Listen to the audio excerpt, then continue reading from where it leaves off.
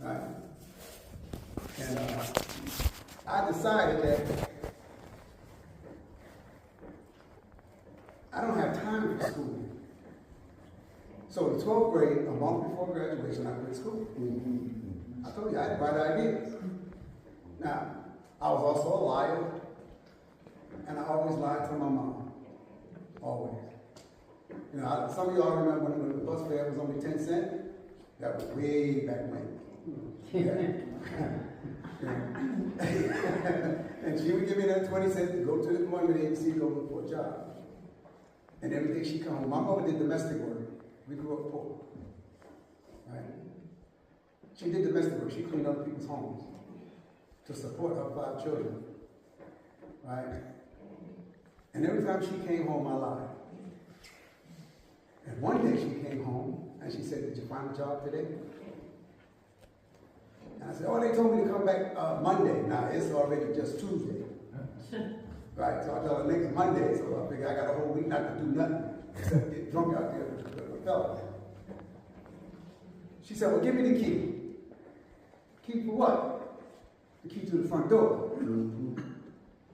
Now, we were just talking about this over there at the coffee pot. You know, you find out who your friends are, right?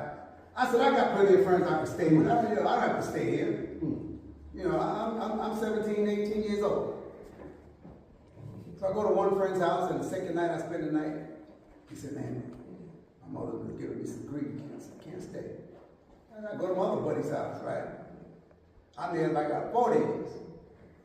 And that Saturday night, no, that Friday night, they lived on the second floor apartment. His bedroom was in the back there, the living room, and the kitchen, and the bedroom was back there. And his mother called him into the room. She said, "Jay, come in here in the kitchen." And she spoke real loud. Now, I'm in the bedroom back there, from here to back there to that door. And she said, "If that boy don't leave here tonight, I'm putting you out." Now, I heard that. Now, you know what I said. You know what I said, right? Come No, with y'all don't know what I said. me. He gonna come with me. My man got it. Yeah. He coming with me. And we continued to drink. About 1 o'clock, he said, "Mike, you gotta go."